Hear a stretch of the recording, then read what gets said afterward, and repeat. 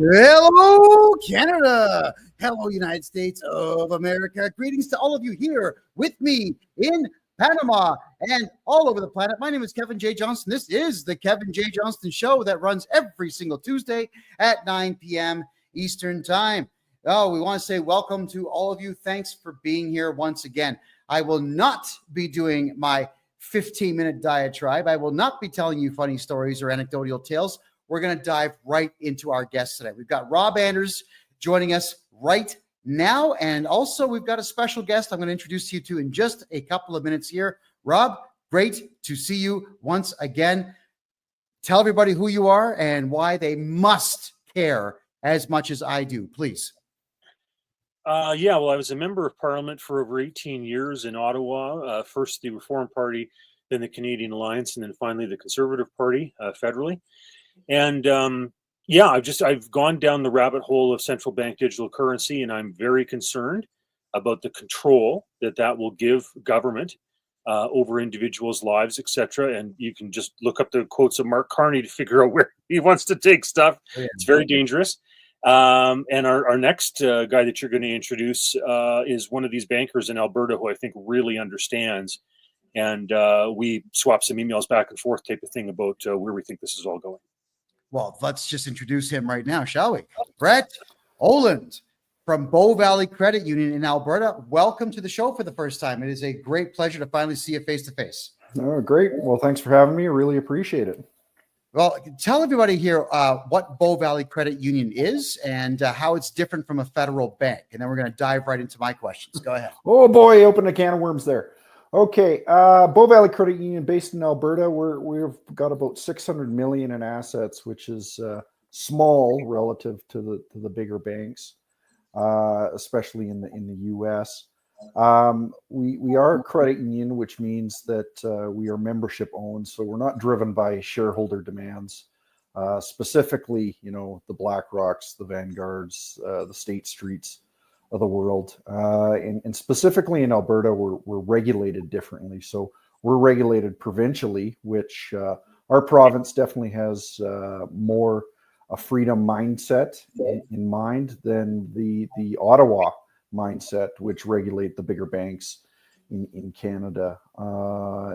Specifically, Bow Valley Credit Union, we're well known for pushing back against the COVID mandates for vaccination. We never forced anybody to take any vaccinations. We feel that's a health decision that should be made on behalf of an individual, and it's not up to corporate organizations or governments to make that decision. Secondly, we're pretty well known for very much pushing back against Ottawa. During the Freedom Convoy, we refused to close anybody's accounts that were associated with that, which a lot of the bigger banks across Canada were forced to do that. And then thirdly, we're pretty well known for our stance on hard money, specifically gold and silver, and we're starting to tread our way into Bitcoin. So. Whoa, okay, that's quite the mouthful. And what I find here is that Bow Valley, I lived in the province of Alberta from 2021 to 2023, and everyone knows who you are. So congratulations on that. In fact, most people say, hey, try Bow Valley if you're tired of the big sticks. So there we go. Rob, the reason we're having tonight's show is you sent me an email, which it caught my eye because it says Texas and mints own coins. Let's talk about what Texas is doing. Please go ahead. Sure. So they have a bill that's been drafted and will be before the Texas legislature. And it basically is to go back to what they call constitutional money. Texas is unique in many ways. I mean, not only is it a large, powerful state, I think it would be the 6th largest economy in the world if it was on its own type of thing. So it's a powerhouse. But, when it won the War of Independence vis-a-vis the Spanish Empire / Mexico, it was a much larger state than it is now. It actually went all the way up to Wyoming. And so when it finally got admitted to the United States as a state, and Sam Houston went from being president of the Republic of Texas to being a governor and then later on a senator, et cetera, whatever, in Texas history, I think it was in 1846, what happened was Texas became a little bit smaller, lost some of those territories to the north, which some people were talking about naming, and those names came to fruition in the future, like Washington or Colorado or whatever, right? So Texas has the ability constitutionally to split into 5 separate states still to this day. And what that would mean is that all of a sudden, rather than having 2 people in the Senate, that territory would have 10 people in the Senate, and it would increase the electoral college votes by 8. And obviously that would be like probably 8 more Republicans, you know, for Republican president like Donald Trump, etc. So it has a very unique situation. The foundational documents of the United States stipulate gold and silver as money, as currency, is valid. And so what Texas is doing, what one of these state legislators is doing, is basically reverting back to that and saying pre-Federal Reserve, after the turn of the century, after John Pierpont Rockefeller passed away, that you know, basically they're going back to real solid money. So you know, Brett and I have talked about this, where in Alberta we have these provincially regulated financial institutions. His is one of those. I would like to see the Alberta government change it up so that the mandate, if you will, is to have those institutions take on a percentage of gold, silver. One might even toss in oil, you know, etc., as a way to bolster the assets. Because I frankly don't trust Justin Trudeau or Mark Carney with the direction that they want to go with regard to central bank digital currency and their spending. So anyhow, that's just a thumbnail sketch. Well, that's wonderful. Now, Brett, over to you. Is a Bow Valley Credit Union. I know that we don't get taught anything in school about money, finance, mortgages, even how to shake hands or create a resume. These are not things you get taught in high school.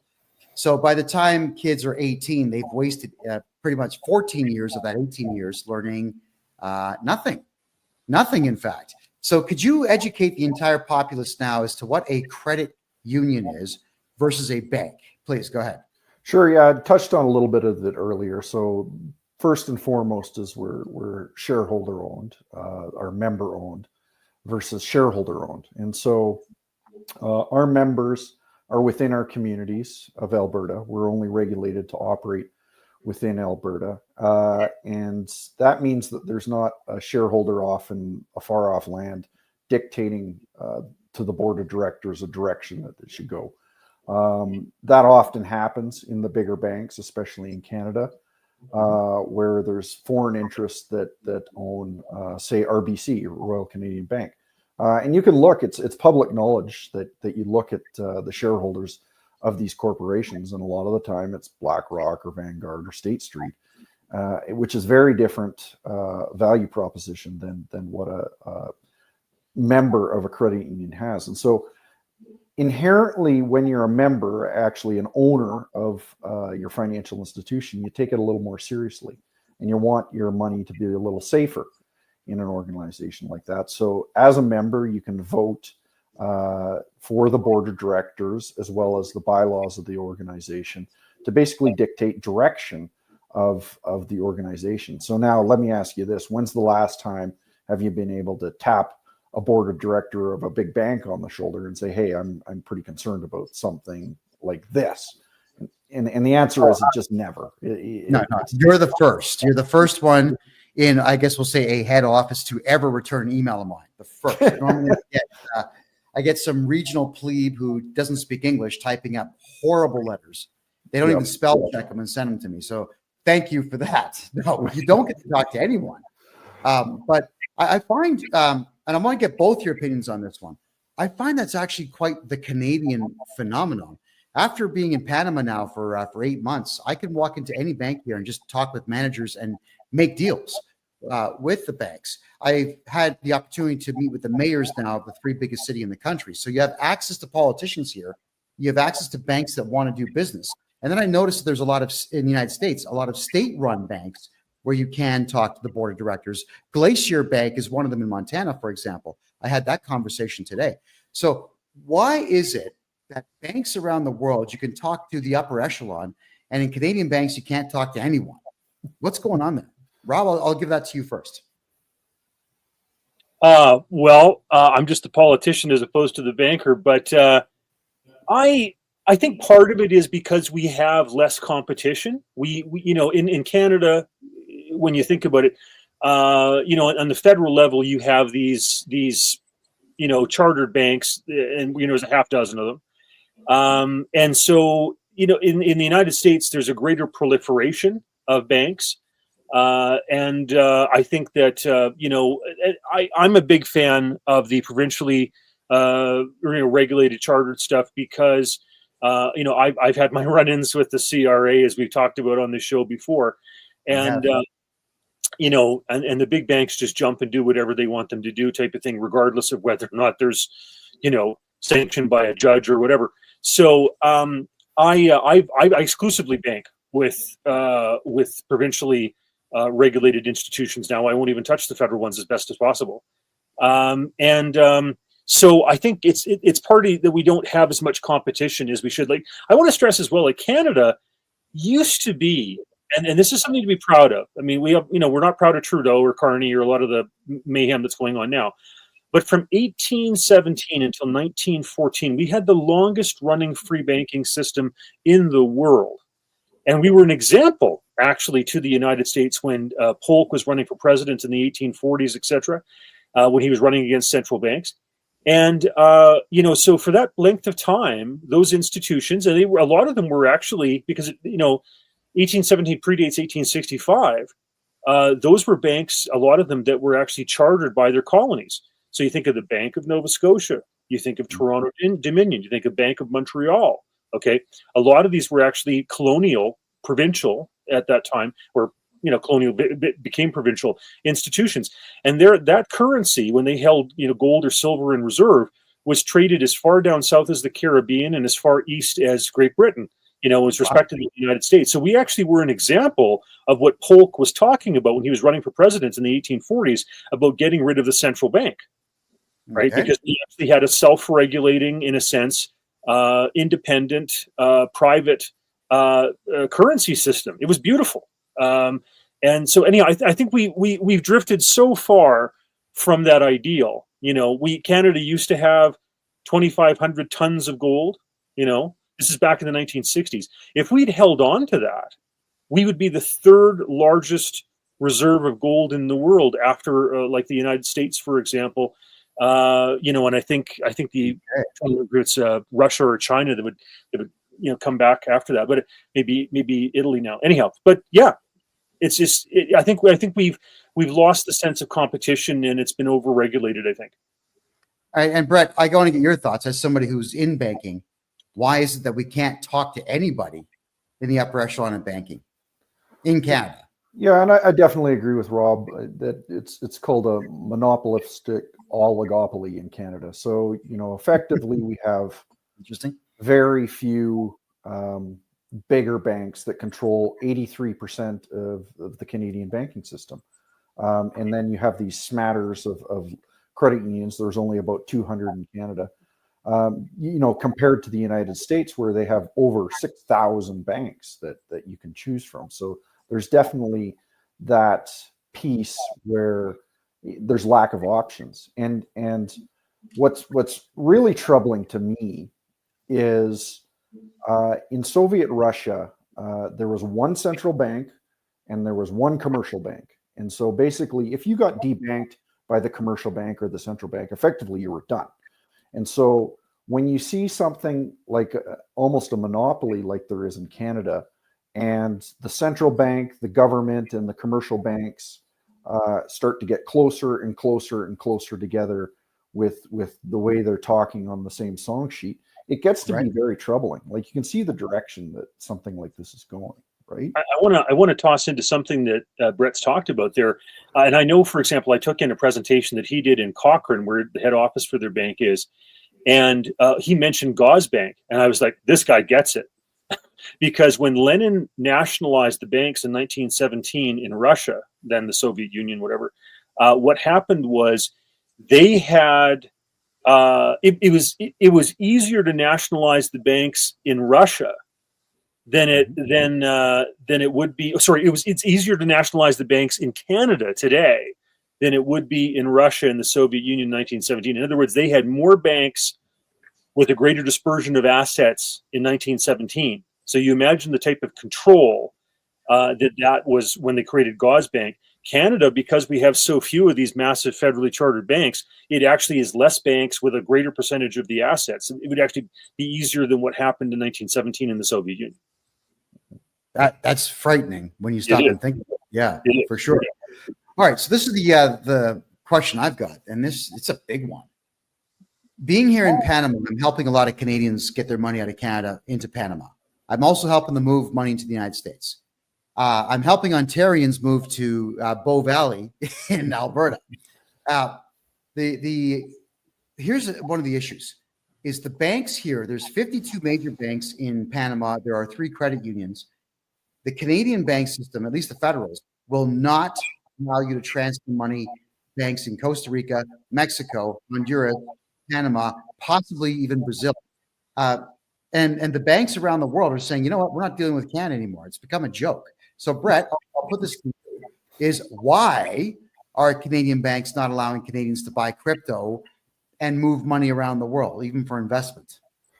Well, it stems back to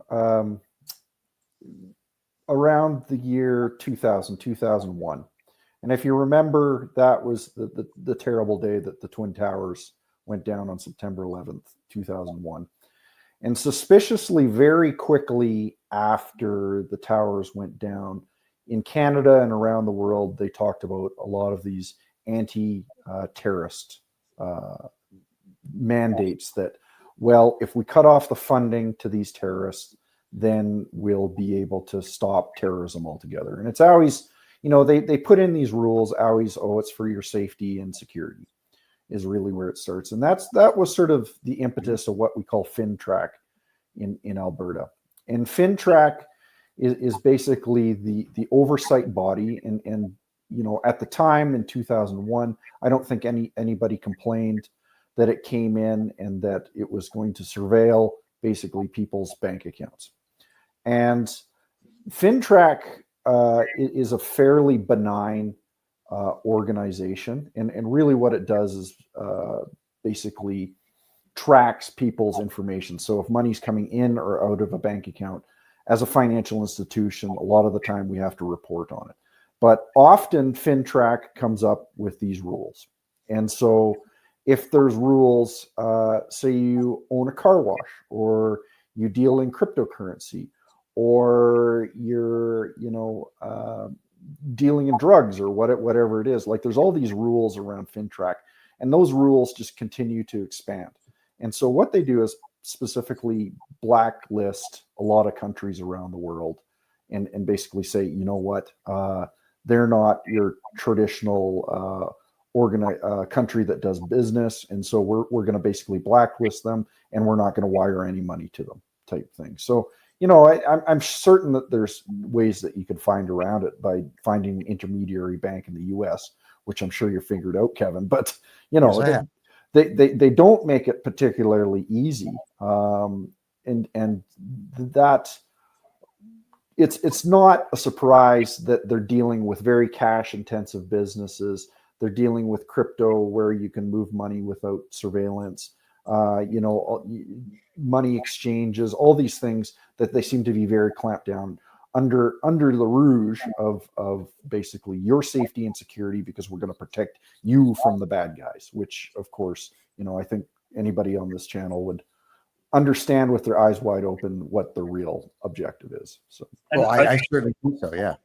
I just like, to chime in about how, terrorism, morphed into opposing the truckers and COVID mandates and all that type of stuff. And if you're opposed to the green agenda and, 2030 and 15-minute cities and all that type of stuff, or if you just have a larger carbon footprint or you don't agree with diversity, equity, inclusion, et cetera, like that's where that stuff's morphed into. It's very sad.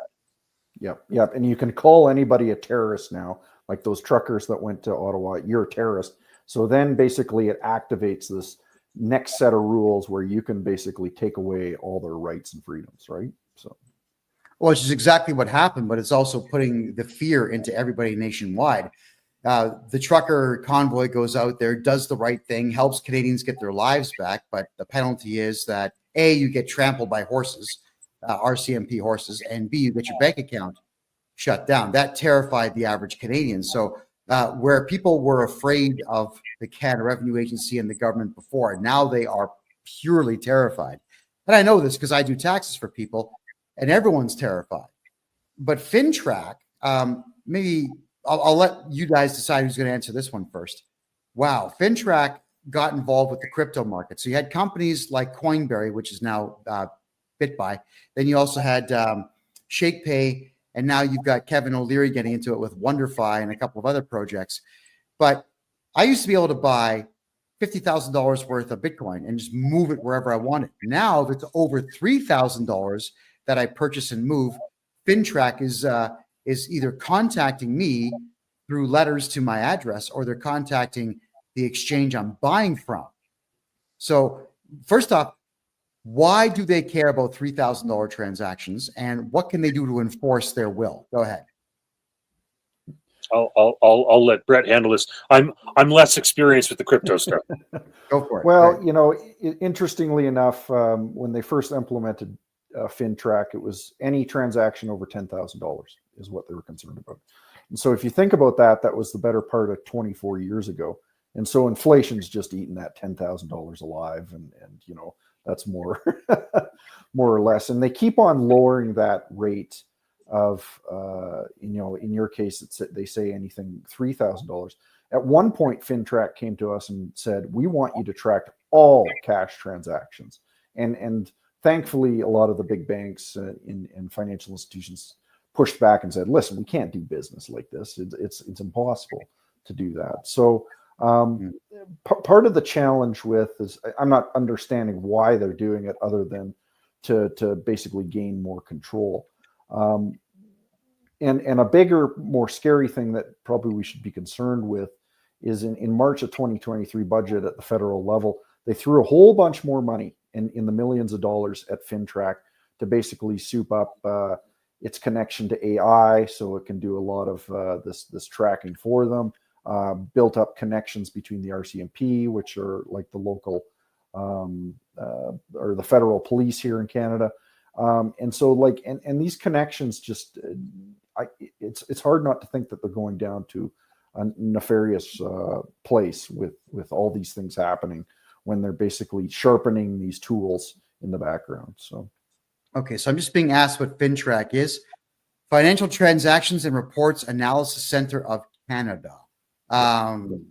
Yeah, just nosy individuals that want to know everything that you're doing.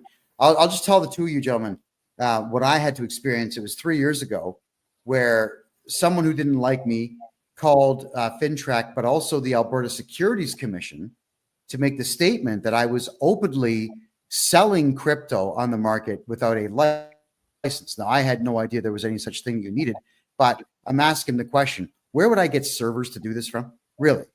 So when the Alberta Securities Commission sent me a letter, they told me what I was accused of, and they said that I had to turn over all the marketing materials I've ever used, the full names of everybody that I work with for the corporation that they said I was representing, my full name, bank statements for everyone for 6 months, home phone numbers, the whole 9 yards. So I called my lawyer. I said, could you please just deal with this? But why would the Securities Commission and FinTrack be sending out letters like that? well, in my mind, they're terrified of cryptocurrency and the power of the system. And so I'm relatively new to the space and learning about it more and more every day. But I'm seeing what crypto can do already with some of these apps. And the governments really should be terrified. If they want to maintain control of the financial system, the crypto will destroy it. And crypto is faster, it's better, it's a better store of value, it's more private. Yes. You know, you name it, you go down the list of these things, and they if you think of money as power and control, they quickly realize that they'll lose it if the world moves towards something like a cryptocurrency. I just wanted to chime in and say that I sent out something today where Mark Carney, just blasé, talks about wanting to control $150 trillion to target that money, private money, toward his green,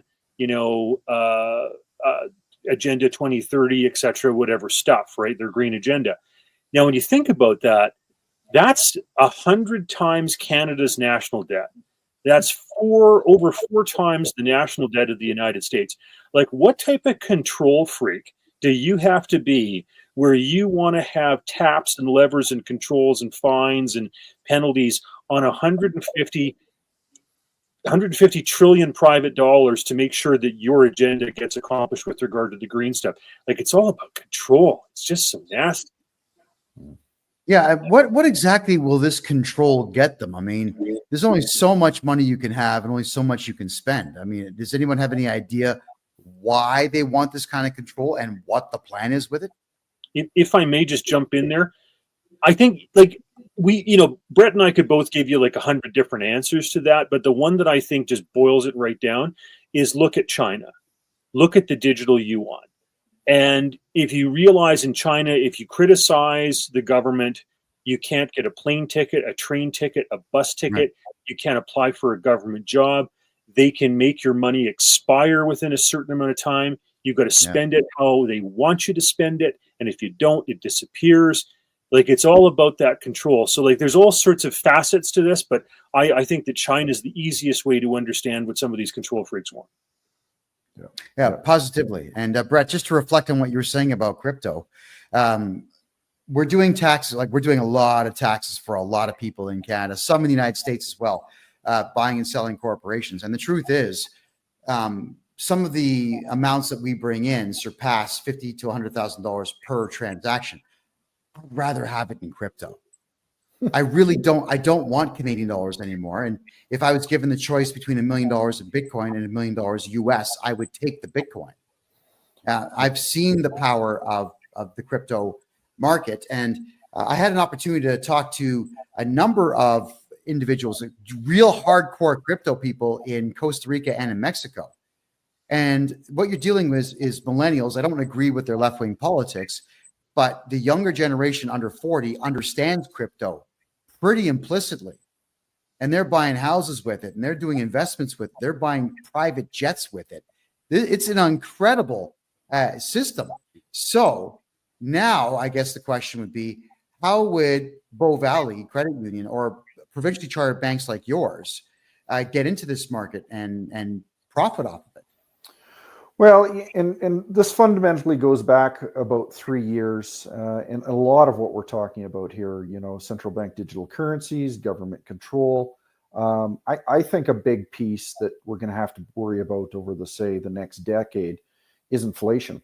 And so the devaluation of specifically the Canadian dollar in our case, but I don't think anybody should be blind to the fact that with the new Trump administration coming in, a lot of what he's proposing is going to be massively inflationary.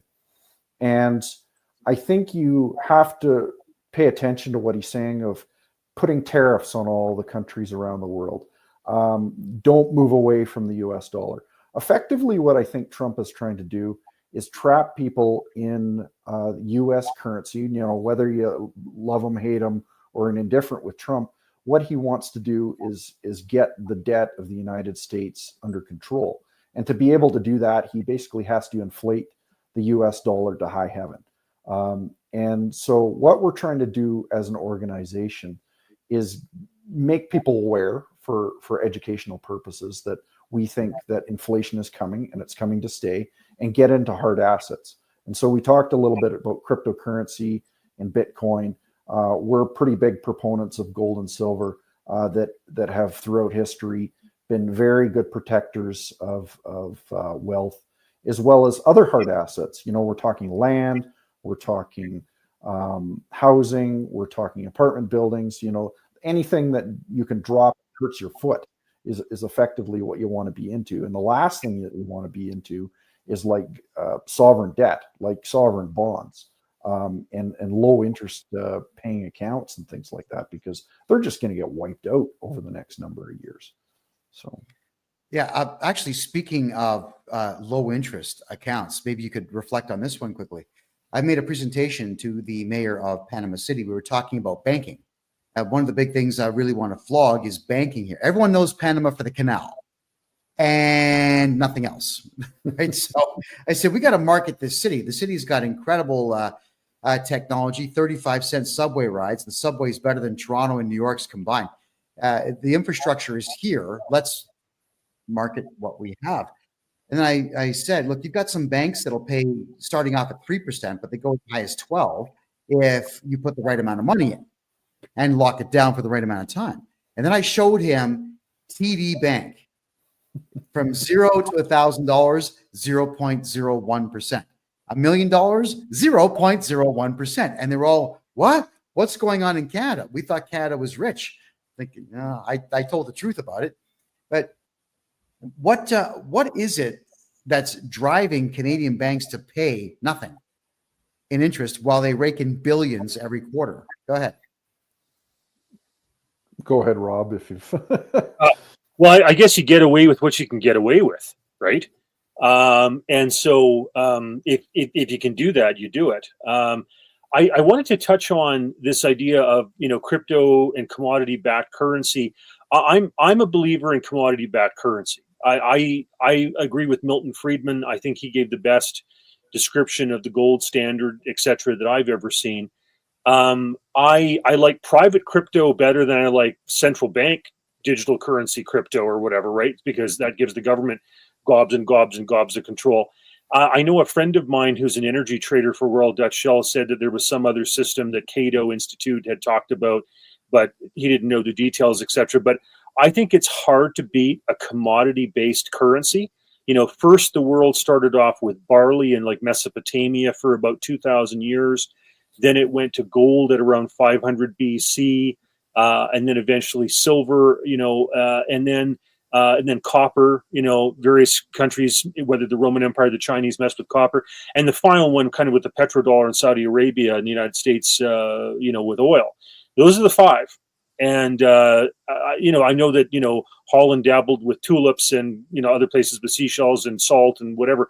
But I think those five things, those five commodities I just talked about, are money, and gold is the king of them. So I'm a big fan of that. I think that thousands of years of recorded history since Herodotus, kind of prove it. Yeah, and you actually see in societies like that is the lower classes actually do much better because they're compensated properly. There's a phenomenon called Triffin's dilemma, where basically whoever prints the money gets access to it first and then doesn't have to feel the consequences of the inflation. So of course the government prints the money, they're the closest to it, and the politicians, and so they spit it out into the economy, and by the time it gets down to your blue collar worker, that devaluation has already happened. And so commodity-backed currencies effectively prevent that from happening because you can't print oil, you can't print gold, you can't print wheat.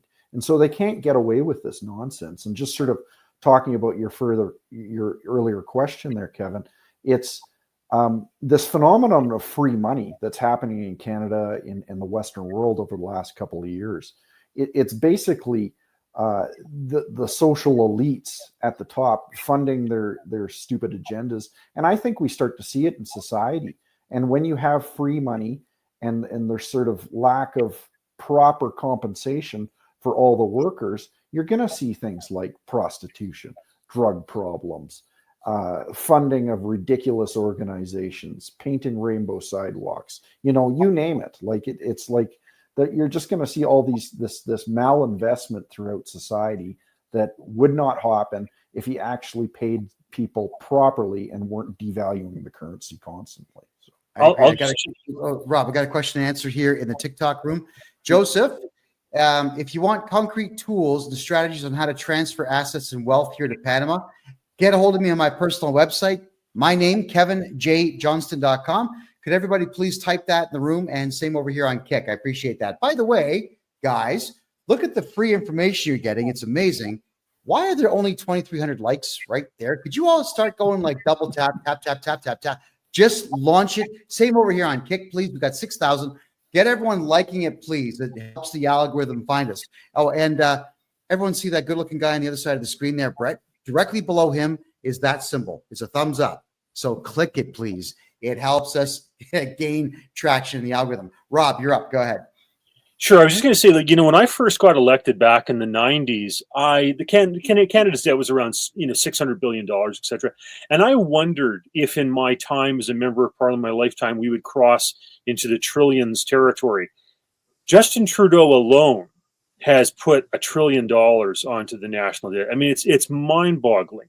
$1 billion alone he was, putting off to the We charity. Brett was just talking about these little pet projects and everything else. I understand some of that was to go and actually subsidize, his wife because she had issues with his lifestyle and whatever. And that was a way to kind of do some back payments. It's just disgusting the way some of this money has just been blown away. And of course it's going to cause inflation. You can't just dump $1 trillion, of government debt into the Canadian economy and not expect there's going to be consequences, right? Disgusting. Well, part of the consequences that we're learning now is the Canada Revenue Agency has been given a mandate to collect as much money as they can, any way possible. So they are assessing people who make $20,000 a year at $50,000 a year of taxes. I know this because I'm seeing these letters on a regular basis. So it's forcing everyone to do either improper or illegal things. And I doubt very much deliberately assessing someone's taxes at more than double what they make has got to be illegal. It has to be.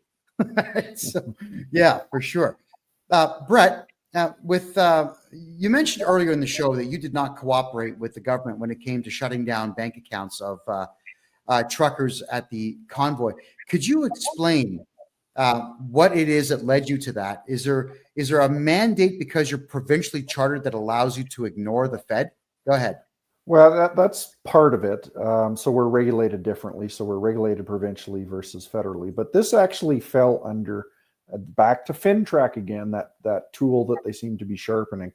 And if you know much about Canada, the Deputy Prime Minister, second in command in Canada, her name is Chrystia Freeland. And she is also in charge of the Office of Superintendent of Financial Institutions and FinTrack. And so basically, very politically driven person that basically forced the hand of the federally regulated banks to shut things down. But what was really interesting is that within hours of her getting up on the podium and talking about, we're going to enact what's called the Emergencies Act and shut down people's bank accounts and things like that, these banks are actually started doing it. So they had advance notice that something was happening in this regard. And we made the conscious decision with it. If we get this order, we're going to push back against it. And we're going to fight it in the courts. And we didn't receive one letter. We didn't receive one email. We didn't receive one phone call to do that. And what was really baffling is, as far as I know, no other financial institution did. They did it as a wink and a nod, and the Deputy Prime Minister standing at a podium saying we're shutting down people's accounts. So unless I'm missing something behind the scenes, just unbelievable, Well, no, actually, what you said makes sense. Wow. Okay, I'm blown away. So I'm going to formulate this statement in question properly here. What you said makes perfect sense, because they knew that the CEOs of the 6 big federal banks would go along with it. But they probably had a feeling that the smaller institutions like yours would ignore them or fight back or get a court order of your own to counter it. So it sounds to me like this was not a court order. It was just a phone call made in a backroom deal. Is that pretty much what it was? Well, that's what I suspect. And that's what I mean by these banks and the government and the central bank getting closer and closer together. These organizations like the central bank and the commercial bank and the government are supposed to be very distinct, separate organizations, and they're for good reason, because they don't want that malinvestment. They don't want a communist society. But the thing is, as we see those get closer and closer together, you start to see these problems like this. And it's that backroom phone call that's, just close down all these truckers' accounts, would you? And no problem. One of these things I find disturbing about this, and Brett's really touched on this, is that the more that the central banks dance the government's tune and do what they want them to do and are complicit with the agenda, whether it's central bank digital currency or whatever, the less there is the need for them, right? Like if you've got a federal government that basically dictates credit and dictates who can get what in terms of financing because of its rules, and if you generate too much carbon or you don't jump to the tune of diversity, equity, inclusion, you're not going to get credit, etc. The oil and gas sector gets shut down, whatever. Like you become irrelevant, right? Because you no longer are a separate financial institution. You don't make independent decisions, and God forbid you have politicians that become the bankers, right? Because all they care about is the next election. Like you think Justin Trudeau cares about whether or not you have capacity to pay? Like it's a joke.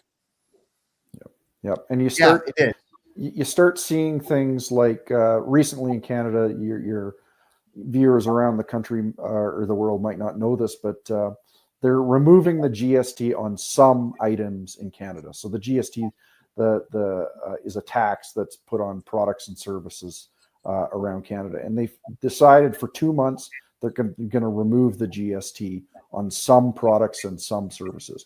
So to me, that is picking winners and losers. And that's exactly what a communist or government does, is picks winners and losers within products and services in society.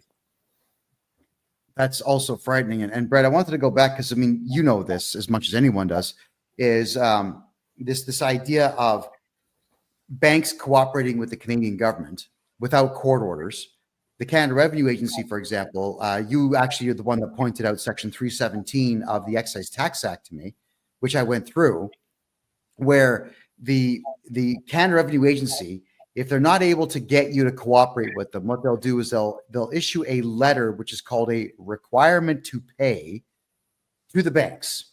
And then if the banks don't do it, all it says in the Tax Act there, Section 317, is that they'll be held liable. So the banks in Canada say, oh, well, we got a requirement to pay letter.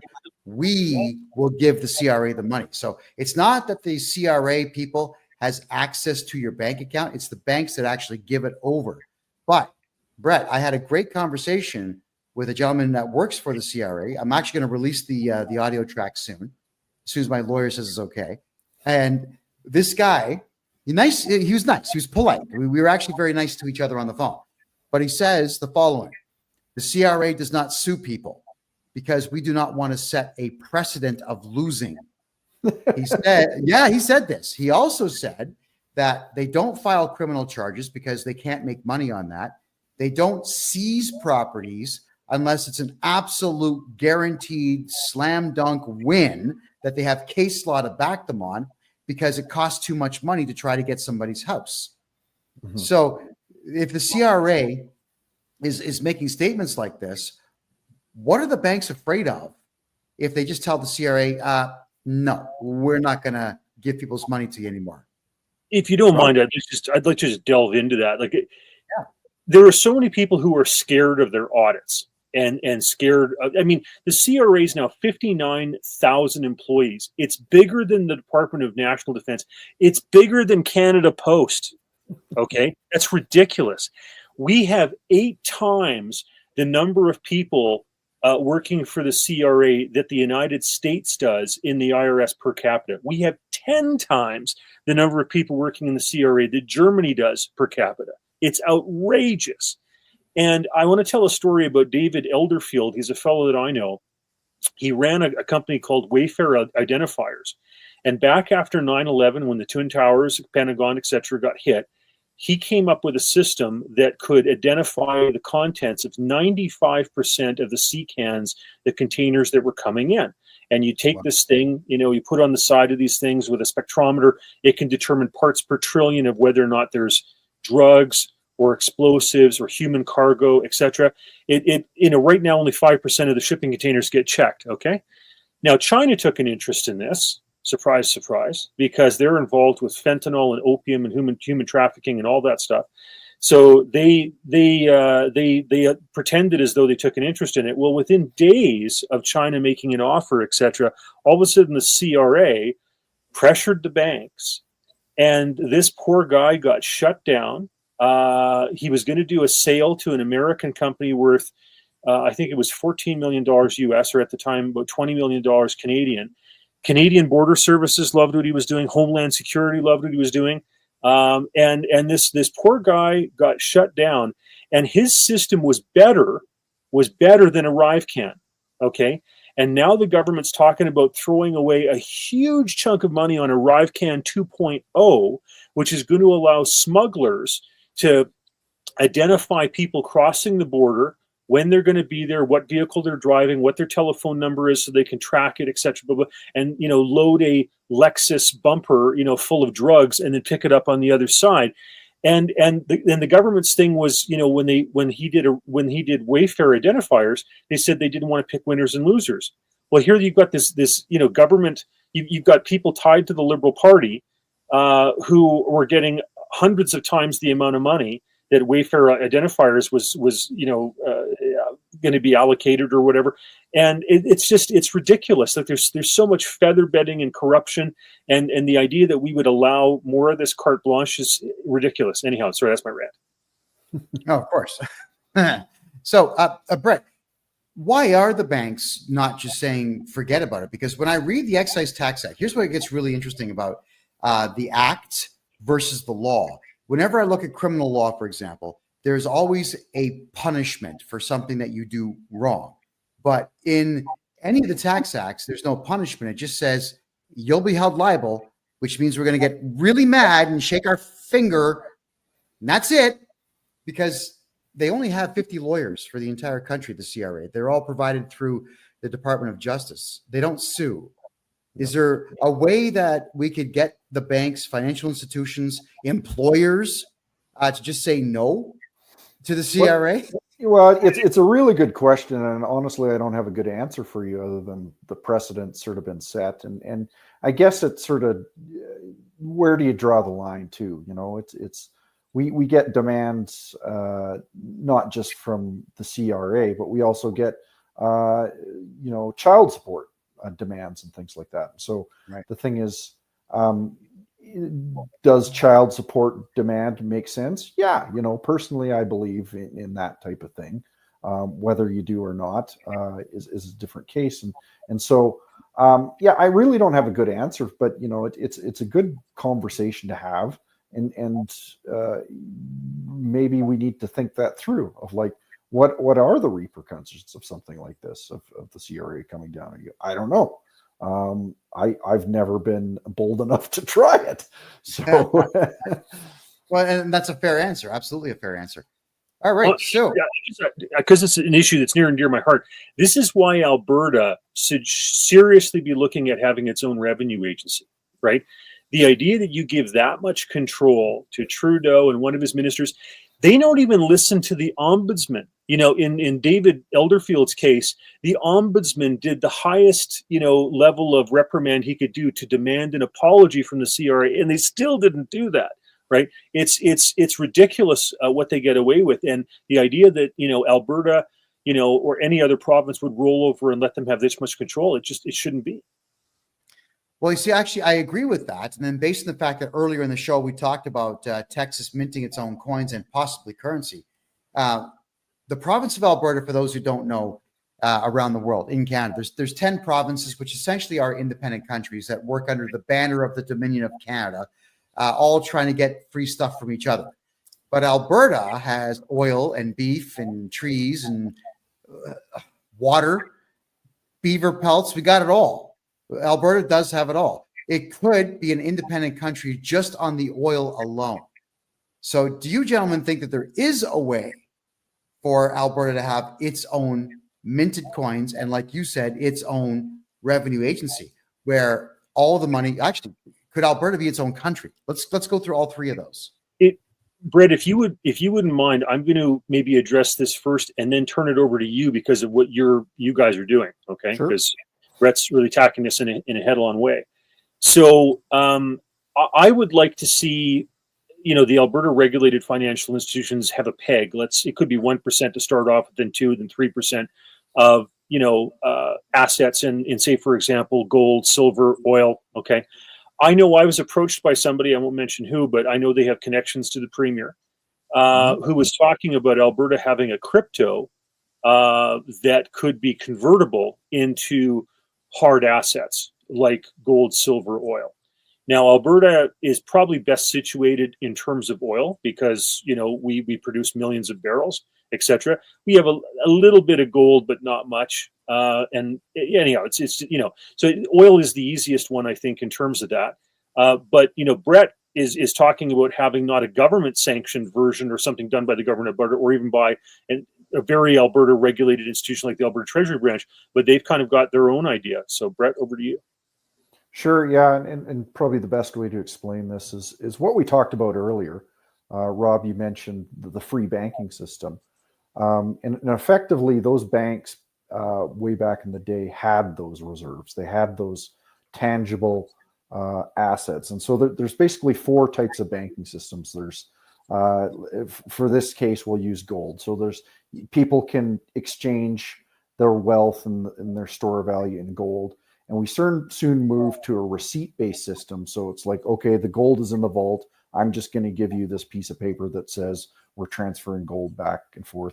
And then we moved to a fractional reserve system where it was just fractions of that actual gold in the vaults. And now we're in a system which is basically a complete fiat system, and there's nothing really tangibly backing it.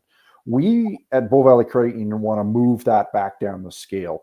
And so that's why with the profits of our organization, we purchase gold and silver as monetary metals to be that reserve, to sort of move back towards that. As well as we just came out with this product last week where you can actually, the biggest problem with gold and silver is the premiums on like a 1 ounce coin are pretty high. But on a 1,000 ounce bar of silver or gold, the premiums are actually quite reasonable. But part of the challenge is nobody wants to lug around a 1,000 ounce bar or can afford a 1,000 ounce bar of gold or silver.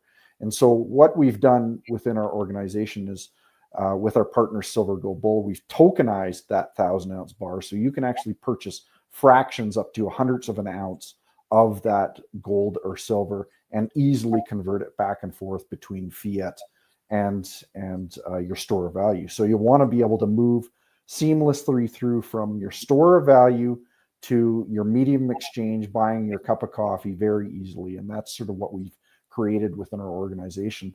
And we can see that the governments don't have a lot of palate for this because they lose their power. So basically we're starting it as a private organization and similar to what Texas is doing, basically saying, yeah, we're going back to tangible money. And this is the route that we've taken. And so if the federal government isn't going to do it, we're going to do it. Okay, so you're essentially a small provincial bank that actually has gold and silver in its vaults. Correct. Yeah. Compared to the other ones that have nothing in their vaults. I'm very happy to hear that. And I'd like to add in that if Alberta did this, okay, I think there would be like a sucking sound for money capital across the rest of the country. They would be fleeing to something that wasn't just fiat garbage and that actually had, a fractional reserve.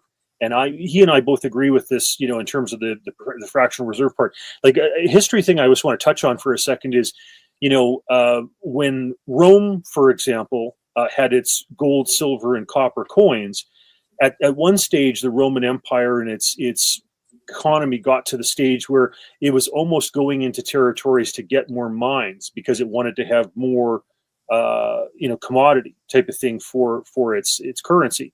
The Spanish Empire ran into the same thing, but then discovered Peru, and then all of a sudden the pieces of 8 were all across the world and causing inflation of their own type of thing, but were really sometimes the most common currency even in the United States during that time. And then the British Empire also had that type of situation where literally they were going into territories to make sure they had enough, of the commodities to back their pound sterling, etc.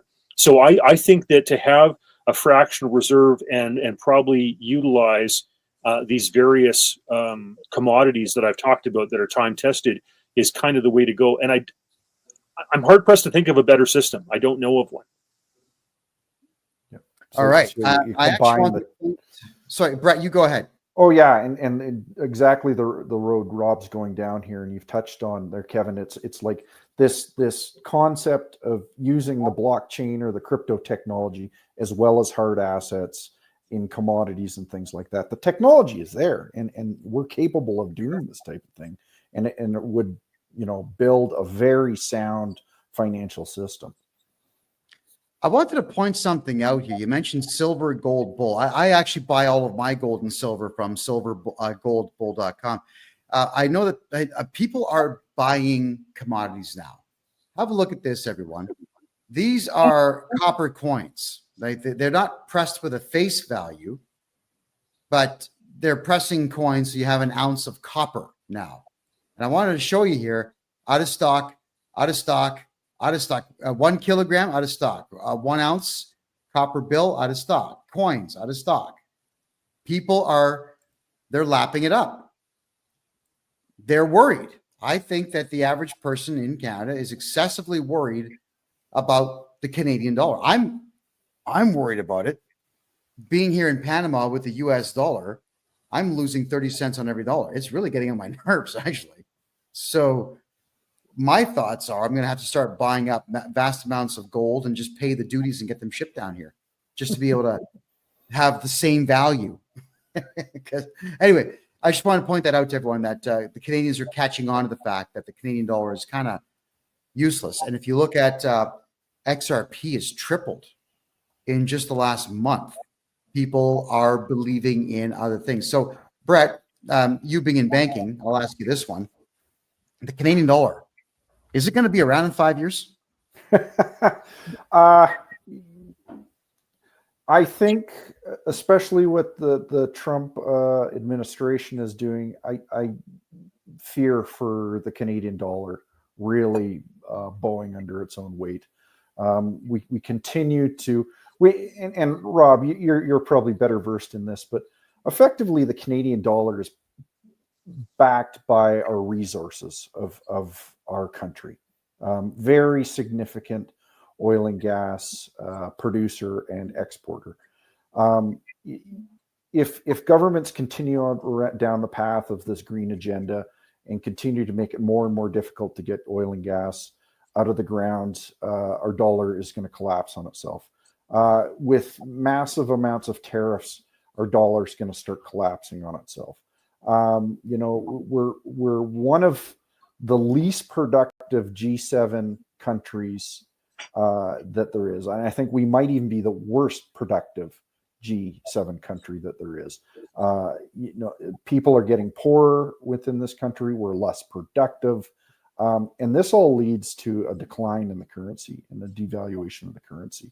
So, and part of the challenge is this compounds on itself. As we lose ground against the US dollar, a lot of the products and services that we try and import are priced in US dollars. And so inflation starts to increase. And then they print more.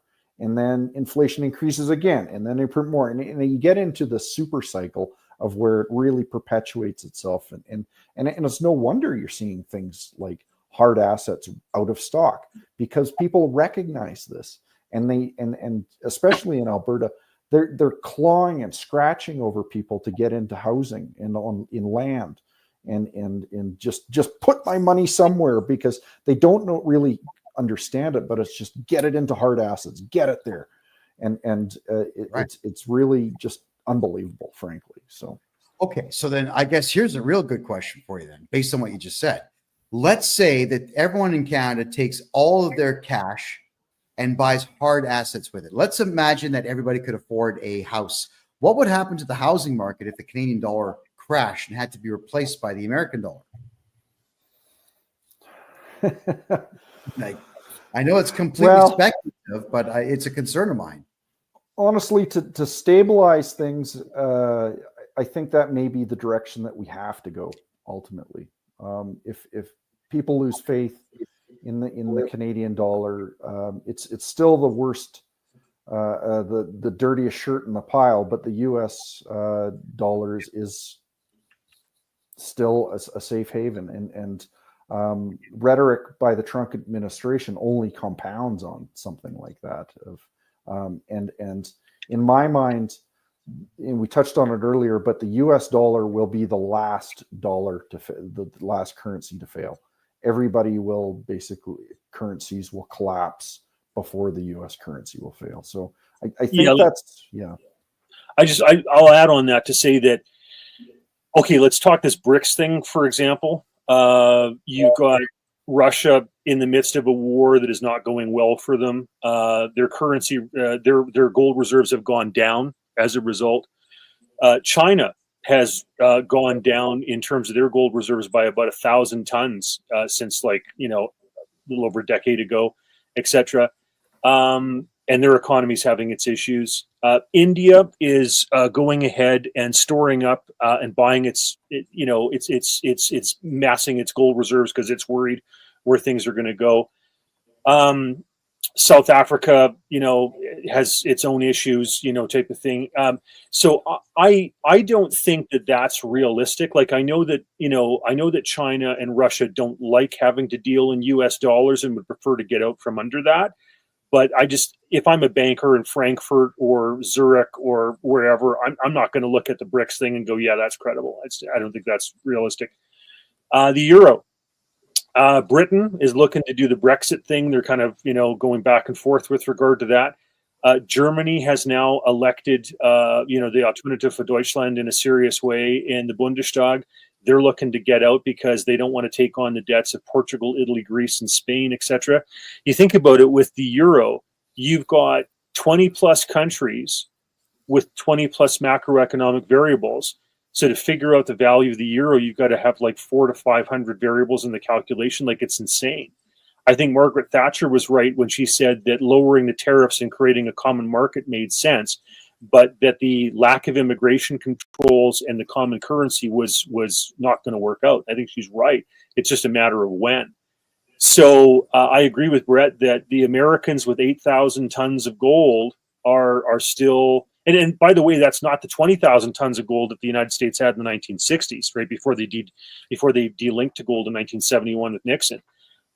So they're not the currency they used to be, but it's still the best one of the bunch.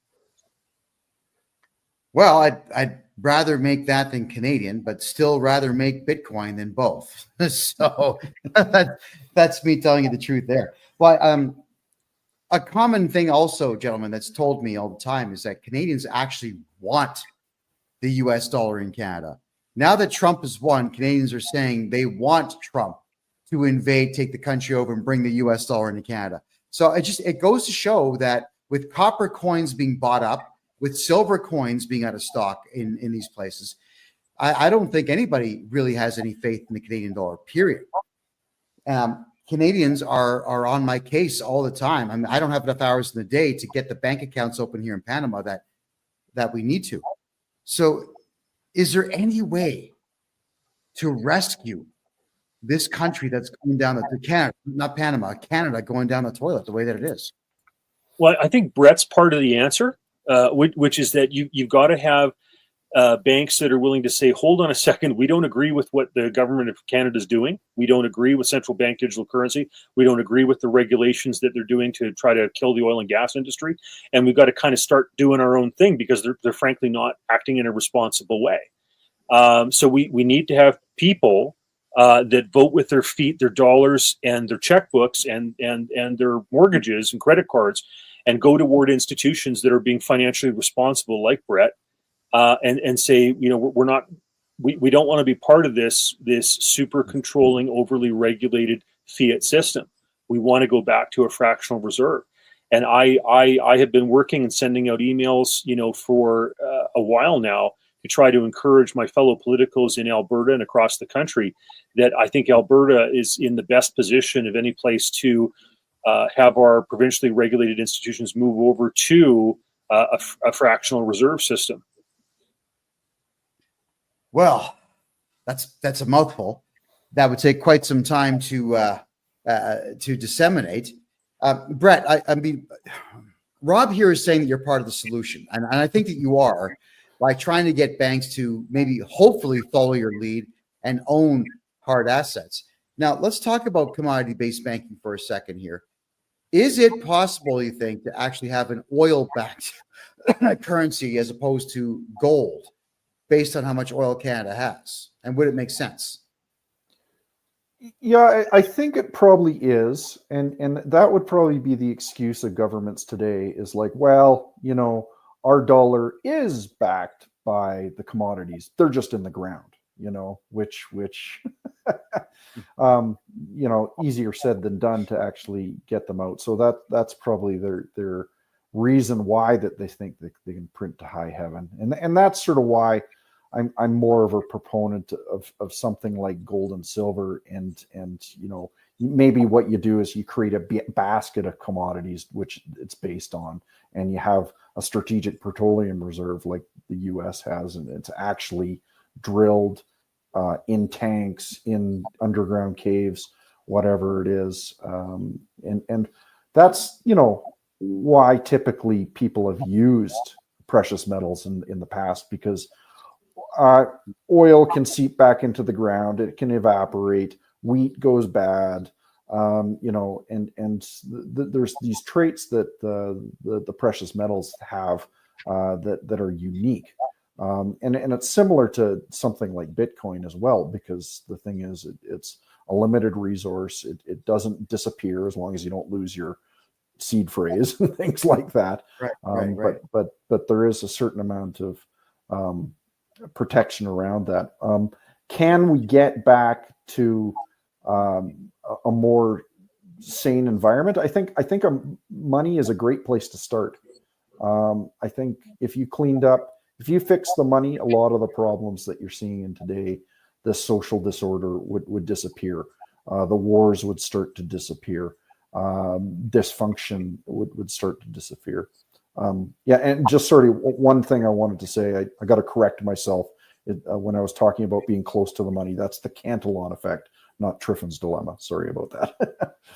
Gotcha. I'll have to look those terms up and do some reading. So J.P. Morgan said that gold is money and nothing else. And I would say that those other precious metals like silver and copper are good proximates and backup to gold. And then after that, just because Alberta produces so much oil, and because U.S. needs and has a strategic reserve, et cetera, and it's easy because we don't produce as much gold as we do oil, et cetera. It's an easy one for the Alberta government to have provincially regulated financial institutions go with. But any one of them is better than fiat garbage. Yes. Right. Oh, sure. Absolutely. Now, here's a question just based on commodities. I mean, gold and silver backed currencies, for example. This is a very interesting point that was brought to my attention yesterday, and I don't have an answer. Sri Lanka is a hotbed for every precious stone imaginable. Regular diamonds, yellow diamonds, gold, sapphires, rubies, emeralds, everything. And you can pick them up like this and put them in a bag and buy them for a couple $1,000s. Now, why would that country not be utilizing gems as their commodity? Why would Canada not use oil? Why would, I guess, United Kingdom use, what do they have? Nothing. So, come on. Go ahead, Rob.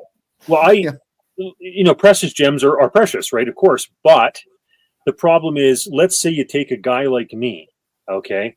How am I supposed to be able to ascertain the value of one diamond versus another?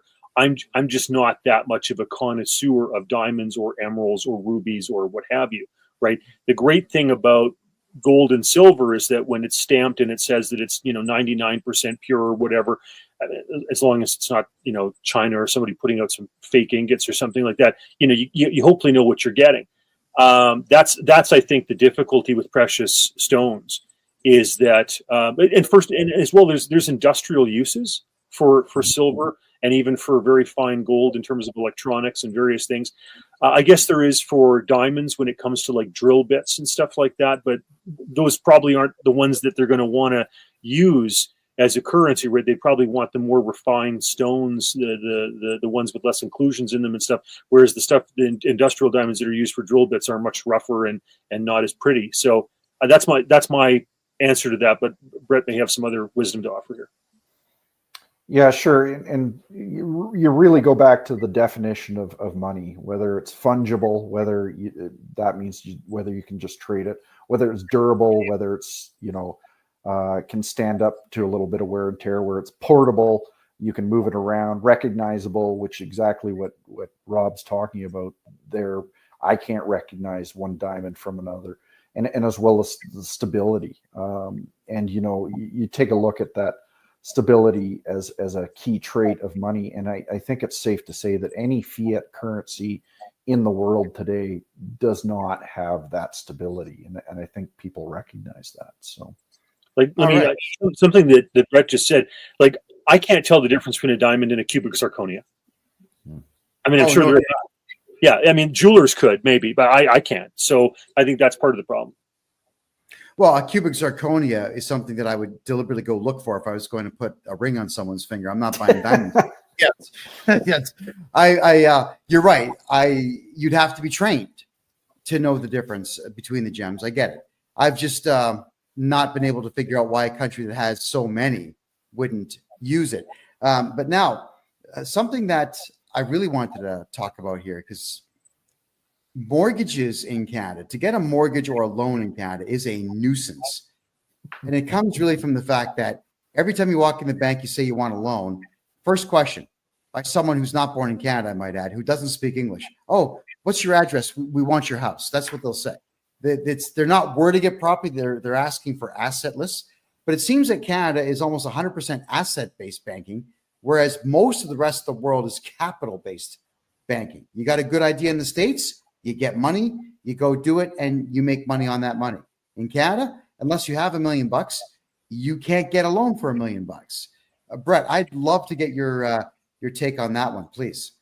Yeah, no, we're especially seeing some challenges. We're considered income-based lenders, and that's becoming very difficult, especially with the baby boomer generation retiring, because they don't have any income. And so when most of the financial institutions in Canada are income-based lenders, or collateral-based lenders, like you're talking about, it makes it extremely difficult to do a lot of type of lending.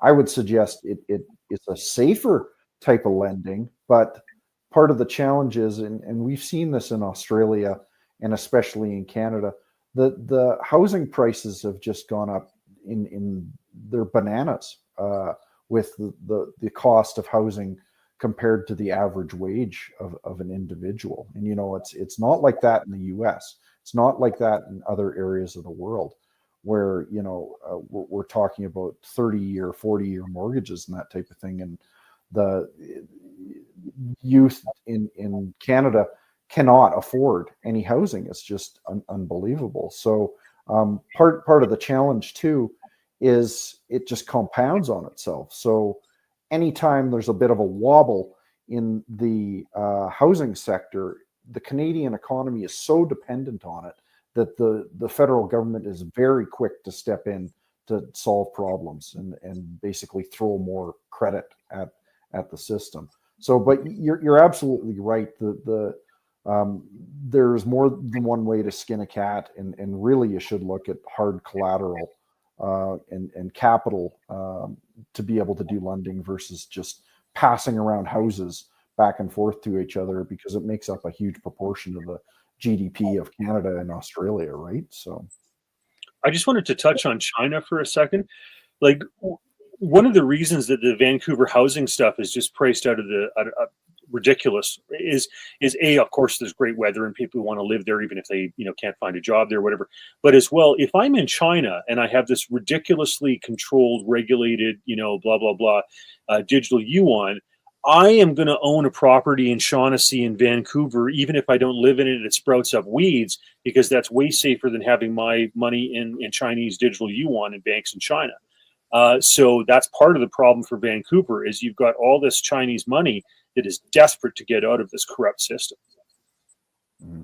And you're probably seeing a lot of that, even just what you do, Kevin. It's like Canadians recognize the corrupt system and they're looking for a better alternative down in Panama or Central America or South America, that type of thing, right? Well, I've already found it for some Canadians. There are a number of companies down here. It took a little bit of negotiating to get it to happen, but if you have a credit card, like an Air Miles credit card, buy a condo on a credit card.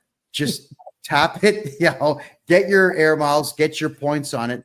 But now you've got a concrete bank down here. And condominiums, actually, they really go up in value in Panama.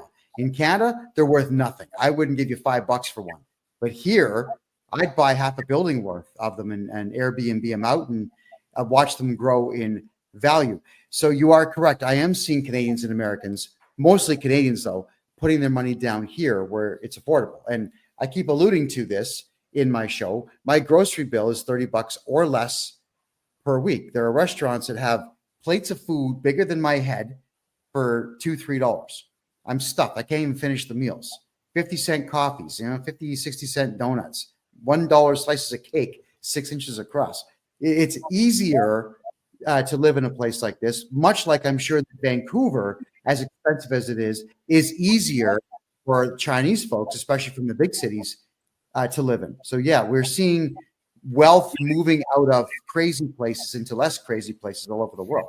I just wish the Chinese folks knew that Canada is almost as crazy as China. If Alberta had these fractional reserve, real solid asset banks, there would be all this money from the rest of the country that would be flowing in here trying to get away from the fiat system in the other places. It'd be awesome. I would love it.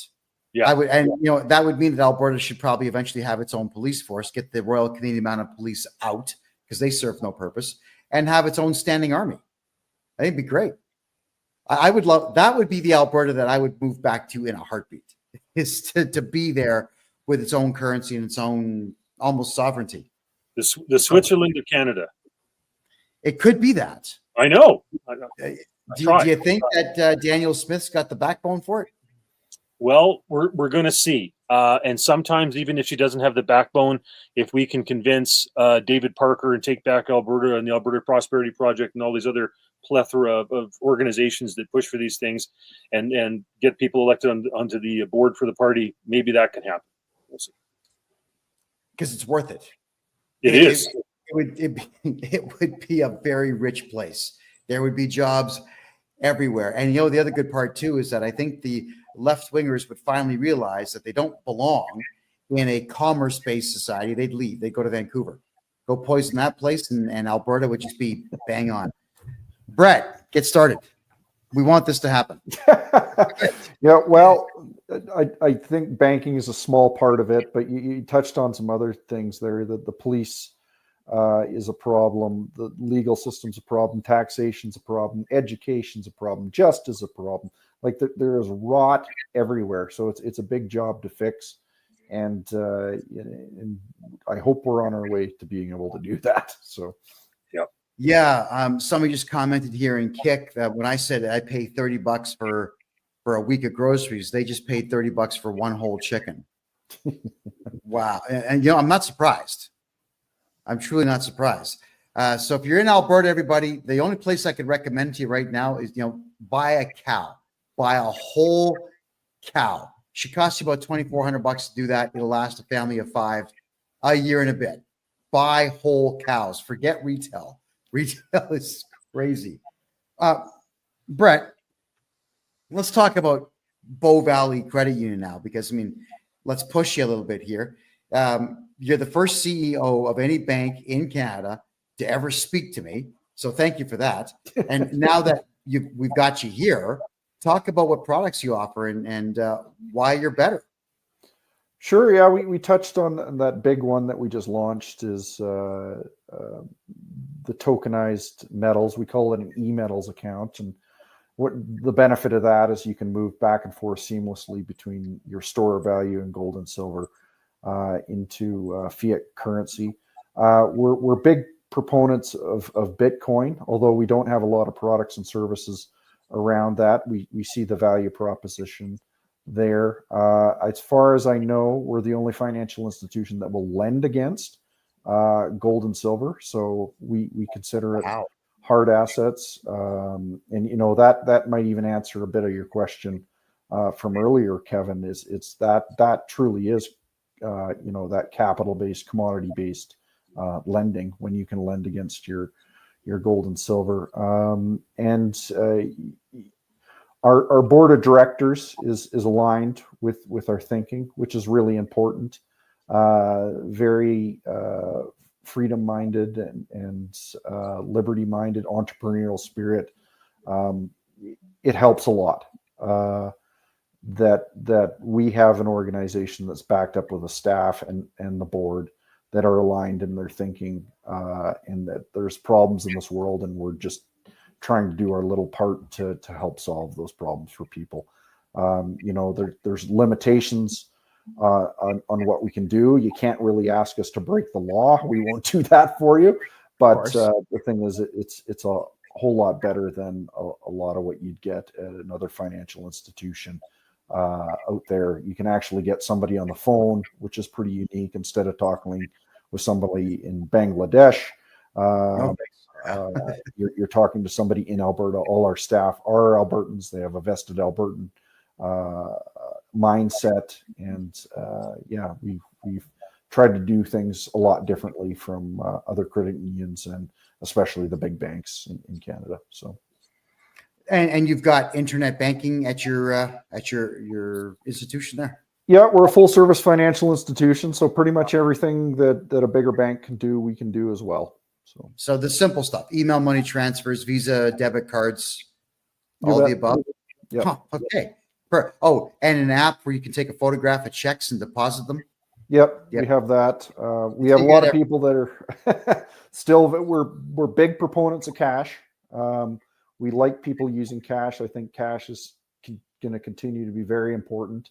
And so we are pretty adamant that we want cash services to be used as well, which, a lot of financial institutions seem to be moving away from it. And a lot of businesses too seem to be moving away from cash, which I think is pretty dangerous. So I think it's ridiculous. No, it's ridiculous to do so. Absolutely. Now we got a great question here in the TikTok room.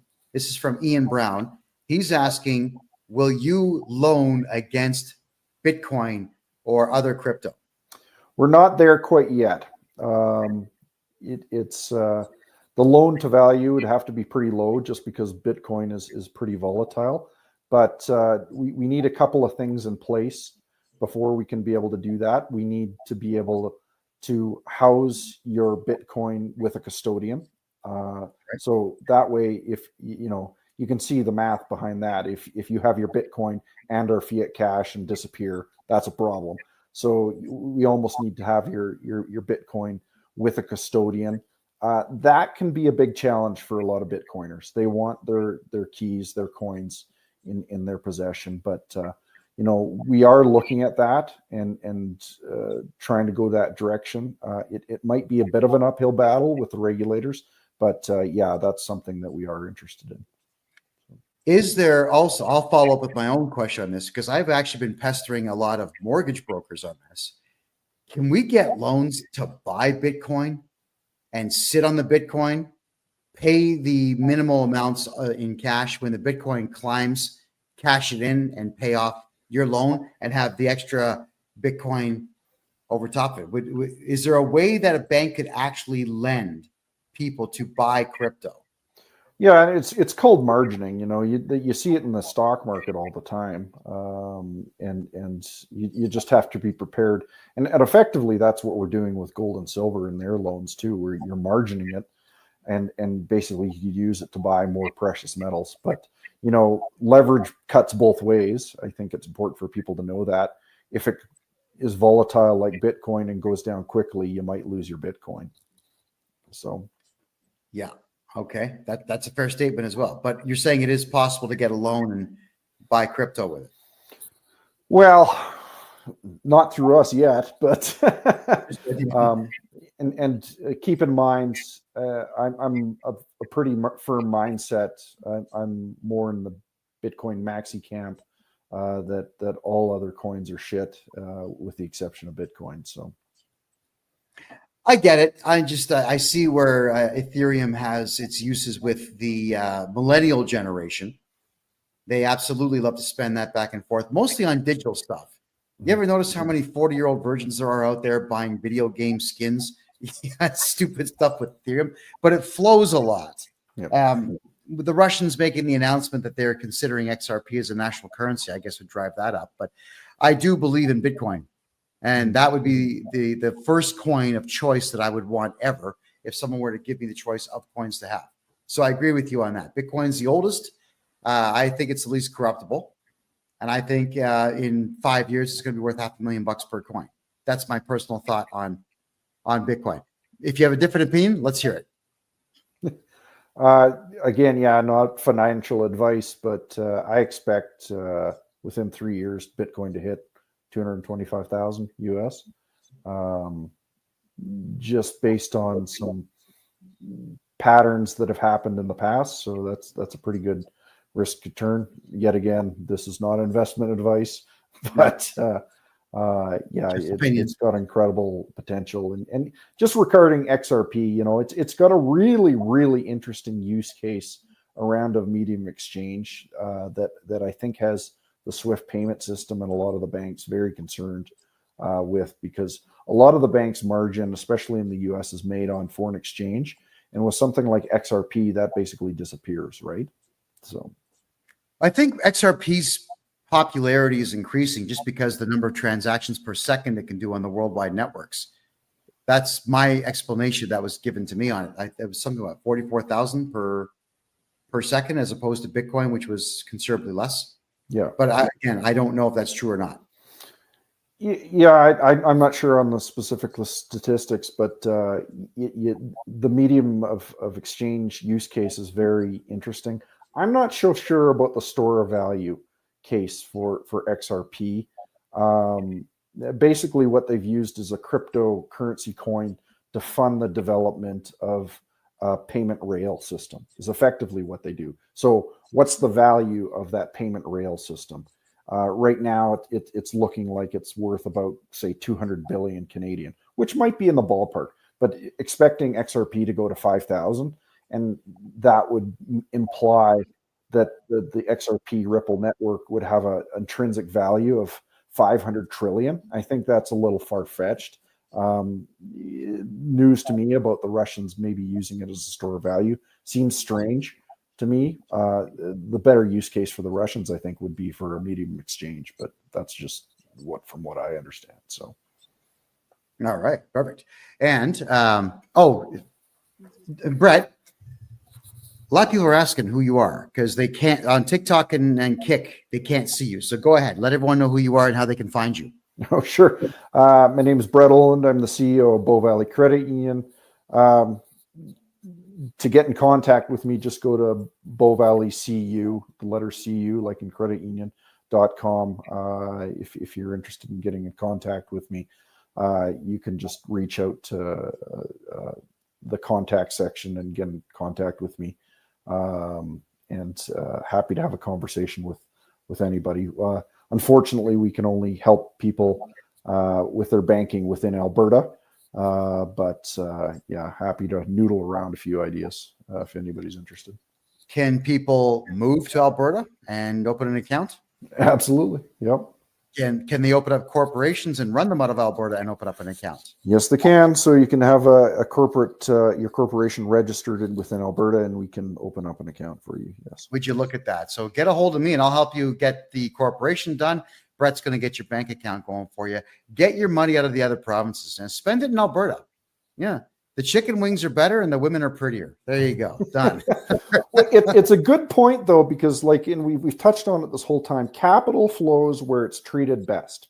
And the thing is, all you have to do is beat everybody else. And I think that's what Alberta is doing effectively. It's like capital is going to be treated better in Alberta. Money and people will flow here. Well, I absolutely agree with that. So everyone, that is BOW. It's not BULL. It is BOW. Bow Valley Credit Union. And I get annoyed because when I'm typing emails to you, Brett, I'm using the phone, I'm dictating it, and it always spells it Bull Valley. And I know I'm saying Bow. I know I'm saying Bow. It never gets, never spells Bow. Well, how long has the bank been around? 70 years, 70 years. We actually started in Banff, Alberta. Banff Park Savings is what it used to be called. We've seen a fair number of cycles, not as old as some of the bigger charter banks that have been around for over 100 years in Canada, but we've seen our fair share of licks. So, yeah. Oh, and that's 2 words, guys. BOW, and the second word is Valley Credit Union. And just so everyone knows, I've got the biggest mouth in Canada. I have been declared the most controversial man in Canada. I didn't give myself that title. The Canadian Broadcasting Corporation and CTV and a few other junk outlets gave me that. And Brett, it must be true if they mentioned it. Oh, so. It has to be true for CBC. I agree. It has to be true.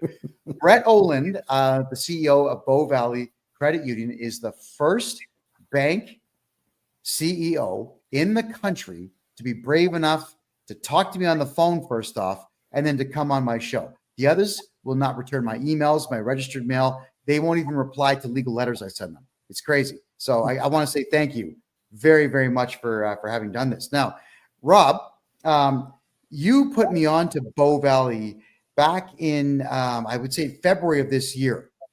We were talking about the fact that the Canadian federal bank charters were going to expire on June the 30th. And immediately after that show, my email box filled up. What should we do? So I began telling everyone, do a bank run. Get your money out of Canada. Just go grab all the cash you can. Then you came back on the show 3 more times. I said the same thing publicly this time. Do a bank run, do a bank run, do a bank run. That got back to Trudeau and the powers that be. So they extended the Bank Act 2 more years. So I want to say again, thank you, Rob, for being a part of that. And Canada, you're welcome. You're welcome for 2 more years to get your money into something of value. Now, Brett, I got to ask you this. You're provincially chartered, but what happens to Canada in 2.5 years now when the federal bank charter expires? The Bank Act expires. When the federal banks no longer have a charter, what is going to happen to the Canadian dollar? Go ahead. Right. Yeah, I think it's important to note that this has been around since about 1871. The Bank Act.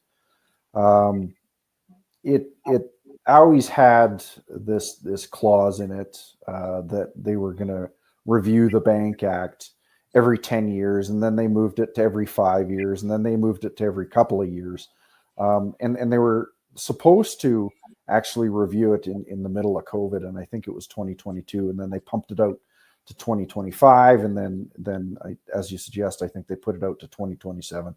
I haven't done enough research on it to see if it's nefarious. It's definitely something lingering over people's heads.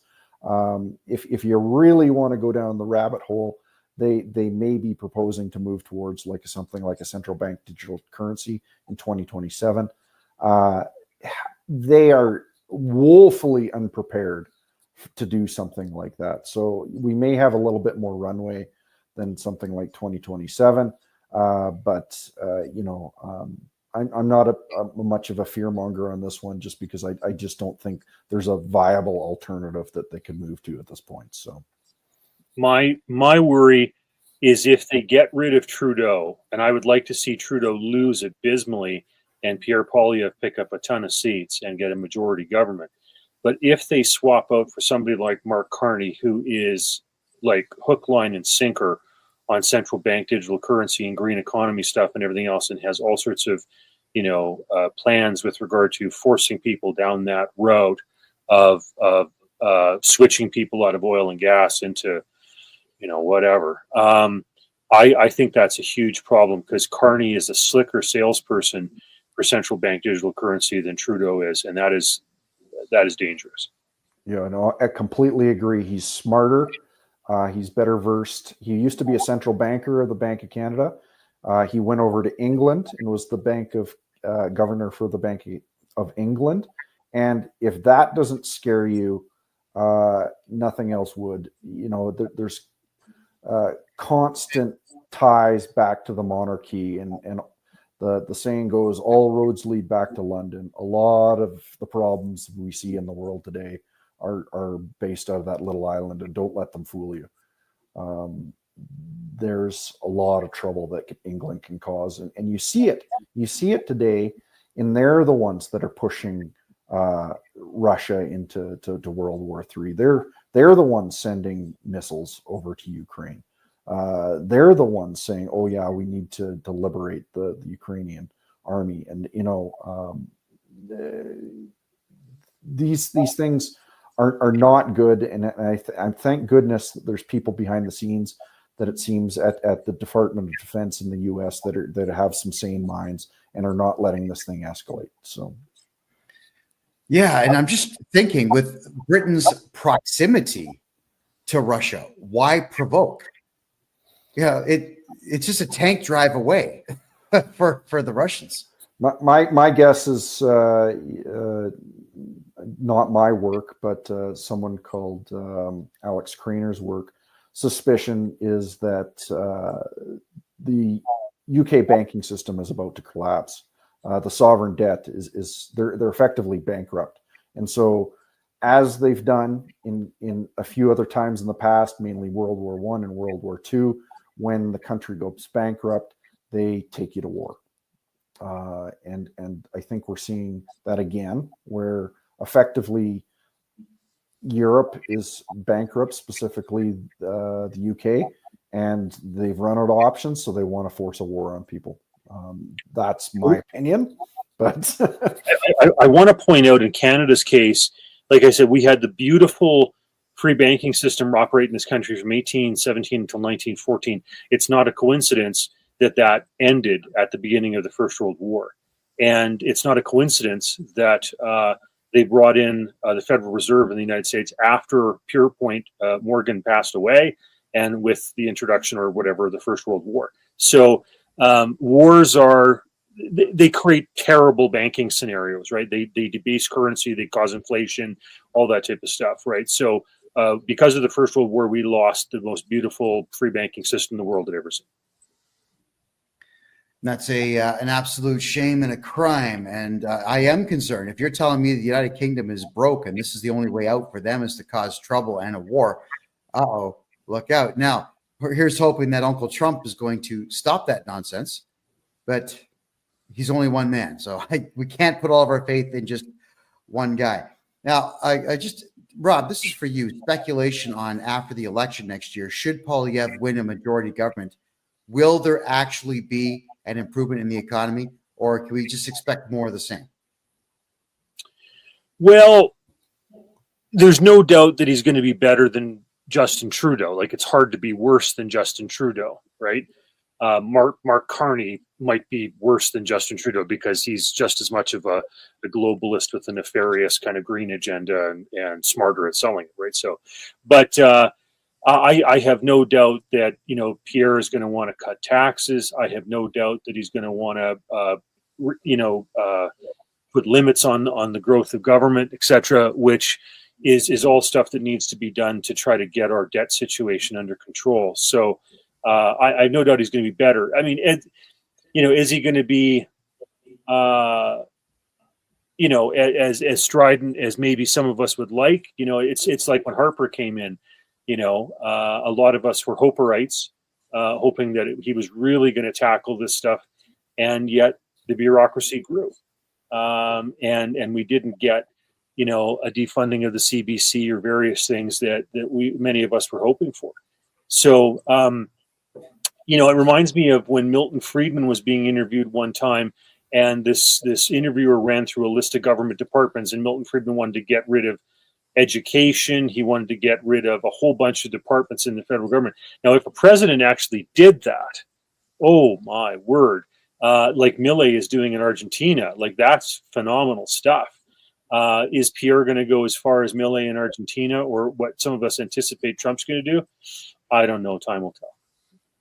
Yeah. Okay. So, Brett, now more of a fun question for the audience at home. For yourself as the CEO of Bow Valley Credit Union, which is a bank. What advice do you give to anybody in Canada who wants to get a mortgage or a loan? What should they do? How do you prep for a meeting with banks? Go ahead. Sure. Yeah, it's important to just sort of have your financial affairs in order. It's unfortunately for a lot of the youth, they've gotten themselves into trouble in the past, through bad creditors, that type of thing. It's important to, especially in Canada, to keep those credit scores as high as you can. Make sure you're paying off those phone bills. Make sure you're not in too many credit cards, that type of thing. Important to do that and constantly worry about your credit score. Big down payments are important. Some advice. It's difficult sometimes, but I've heard of people with 30 or 40-year mortgages. You're paying pennies down on something like that. Probably the minimum I'd recommend is a 25-year mortgage on something like that. Be honest with your banker. Never a good start to a relationship if you're dishonest. Big down payment as you can possibly manage. There are insurance programs for housing. It's Freddie Mae and Fannie Mac in the U.S. In Canada, it's Sagen or CMHC that can help with people with less of a down payment, but you do end up paying a lot more insurance premium on your house overall. So hopefully that's a few tips that can help people. Well, you brought up a good point. Credit score. Is there anything that you could advise young males, young women out there on how to build a good credit score? I mean, one of the tricks that I used to pull when I was younger is I'd get a credit card. I'd go to the bank machine, take out a cash withdrawal, 5 days later, pay it off, repeat the process, keep doing this. And then I also got a bank loan when I was 17. I got a bank loan with my mother's help for $2,000. Stuck it in a coffee can, made the minimum payments, 3 months later, paid it off, got a loan for $4,000, and I kept upping it. And I was eventually able to get credit. Would that still work today? People getting short loans and paying them off? No, absolutely. And I recommend people not overdo it. So don't get a $15,000 credit card when you can only afford a $500 credit card. And you don't need to make it huge. It's like, it doesn't say credit score with, using $500 credit. It basically just has a score out of 900. So, but you're absolutely right. You want to pay on time with interest. Don't miss those payments.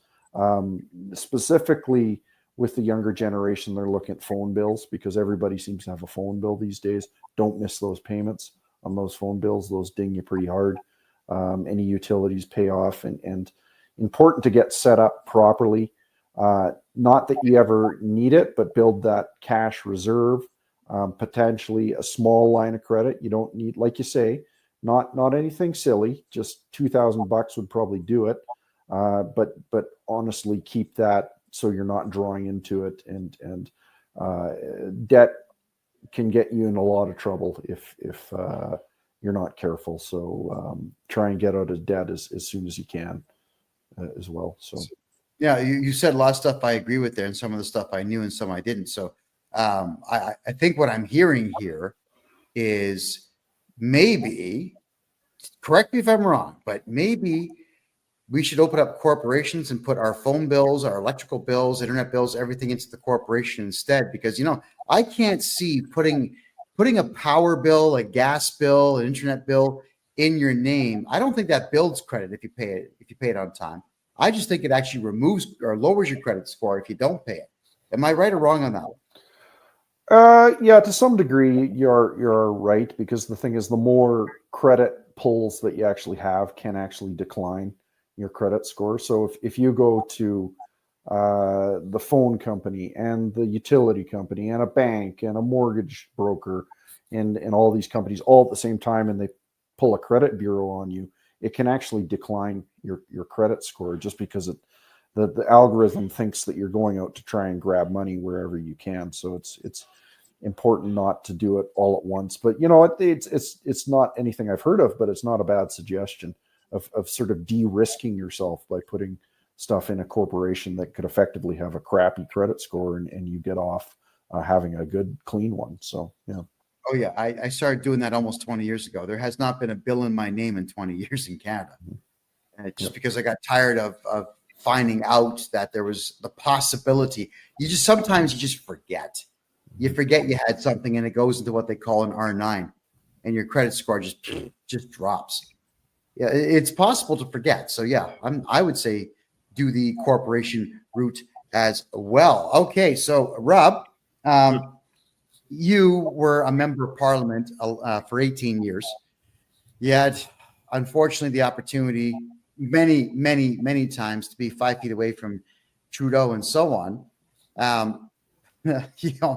Your experience in politics is absolutely unbelievable. Could you maybe in our last 9 minutes here give your thoughts on what Canadians can do to protect themselves and their families? Please go ahead. Well,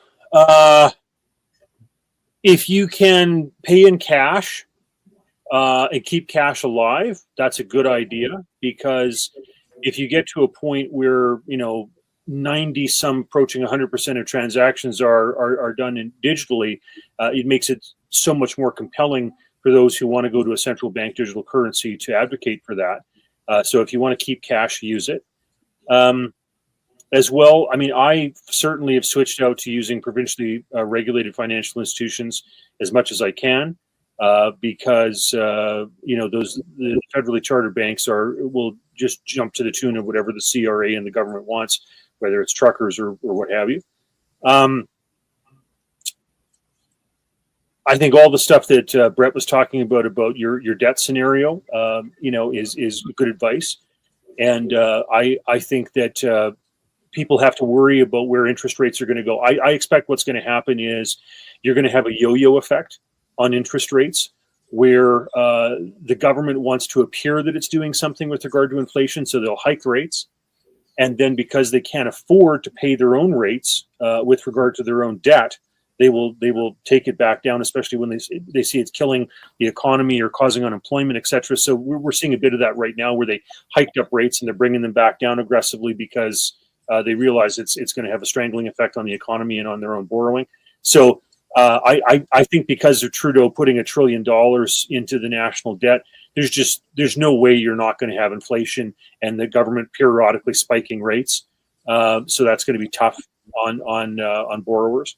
So there's a number of things like that. And of course, I can't stress enough what Brett's trying to do, which is to go back to a fractional reserve and to advocate that banks do the responsible thing, even if the government wants to do the irresponsible thing in Carney with a central bank digital currency. I think we need to move back to a fractional reserve. In Alberta's case, I've advocated this, where at first you can make it 1%, and then you take it to 2%, and you take it to 3%. Make it easy for people to meet the hurdles, but to go back with having something that backs up currency as opposed to the fiat we have now, it's a mistake. Canada had a great system going, and we've abandoned it. It's a shame, but I do appreciate you coming out here and telling us all of that. And Rob, we are always going to have solutions here. Rob, how do people find you online if they have any questions for you? I'm on Facebook. I'm the guy in the silver billy Stetson cowboy hat. robforblue@gmail.com is my most used email address, type of thing. Perfect. Rob, wonderful to see you again. Thank you so much for being here. And hey, Canada, you're welcome to Rob for extending with me that Bank Act for 2 more years. Great to see you, and I hope we'll talk to you in a couple of weeks. Sounds good. All right. Thanks, Rob. Take care. Okay, Brett, got me here for the last couple of minutes. Again, I am thrilled beyond reproach to have you here. You're the CEO of Bow Valley Credit Union. You've answered a lot of great questions tonight for people. So please blog yourself. People should be banking with you. You are someone who decided to come on this show, and I represent what we'll say the common man and what the common man expects out of their government, which I think is too much because the government's not prepared to do anything. I just want to say thank you for coming out here, being brave enough to talk to the common man through this show. So please tell everybody how they can reach you and how they can make money with you. Go. Just plug it. Sure. Yeah. It's a lot simpler if you are an Alberta resident, and you can just go to our website, bowvalleycu.com, and nose around a little bit and see what we're up to. I think people are going to be really interested in this eMetals account, where you can basically keep your store of value within gold and silver, but easily transact into fiat currency back and forth, or borrowing against your gold and silver. You can get a hold of me through that website. I am about to start to get a whole lot more active on X, Brett_Oland, at Brett_Oland on X. There isn't a lot of activity there now, but we're about to ramp that up a lot more, just with some little insights and videos of snippets and things like that. And yeah, happy to have conversations with people, even if you're not able to bank with us. Maybe you've got some concerns about what to do financially, and we can help maybe navigate you in the right direction, or thinking about a few things that maybe you want to think about. So. Yeah. And again, everyone, if you open up a corporation in Alberta and you run it out of Alberta, you can have a corporate bank account with Brett Oland and Bow Valley Credit Union. I'm sorry, I'm from Mississauga in Credit Valley. I get those words mixed up sometimes. Wow. God, I have had such a great time tonight. Brett, thank you for answering all my emails. Thank you for talking to me on the phone. Thank you for passing off all the banking information privately in our conversations. And thank you for being here tonight. Greatly appreciate it. Yeah, no, absolutely. And this type of thing is really important. So thank you for hosting, and let's hope we can build a better world, sort of a little bit at a time. So you and I are on the right track with that. And we'll do this again soon, I'm sure. All right. Thanks very much. Thanks, Brett. Have a great night. Take care. Right. What an incredible pair of guests we had tonight. I mean, this is something I've wanted to do for quite some time. And I'm eternally grateful to both gentlemen for being here. And for my American friends who are watching this, I'm a Canadian citizen, born in Toronto, raised right next door in the city of Mississauga, which is an 80-minute drive to Buffalo. I've lived in the United States for 4.5 years of my life. I currently live in Panama. I've been to 12 countries, been to a few war zones in that time. Used to be a full-time journalist, and now I do taxes for Canadians and Americans full-time. I've had a lot of fun traveling the world, but there's also been a lot of heartache and a lot of pain, because Canada is just not an easy country to navigate. Hasn't been for quite some time, but with gentlemen like Rob and Brett coming out to help you navigate a little bit better, I know that you have a few more answers than you had before you got here. And don't forget, everybody, I buy corporate debt. That is correct. If you have a corporation in Canada or in the United States that has tax debt, regional tax debt, sales tax debt, GST, HST, any debts whatsoever, including corporate credit cards, I will buy the company from you. I will take all of your debt away. You get to go right back to zero and start over. Get a hold of me on my website right now at kevinjjohnston.com. I've been studying Canadian tax law for 40 years. I've been studying American tax law for all of this year. God, I know all the tricks now. Let's put your money where it belongs, and that is back in your pocket. Call Brett, put your money in his bank, where at least we know it's going to be safe. My name is Kevin J. Johnston. This is the Kevin J. Johnston Show that runs every single Tuesday at 9 p.m. Eastern Time, right here on freedomreport.ca. I love you all, and good night.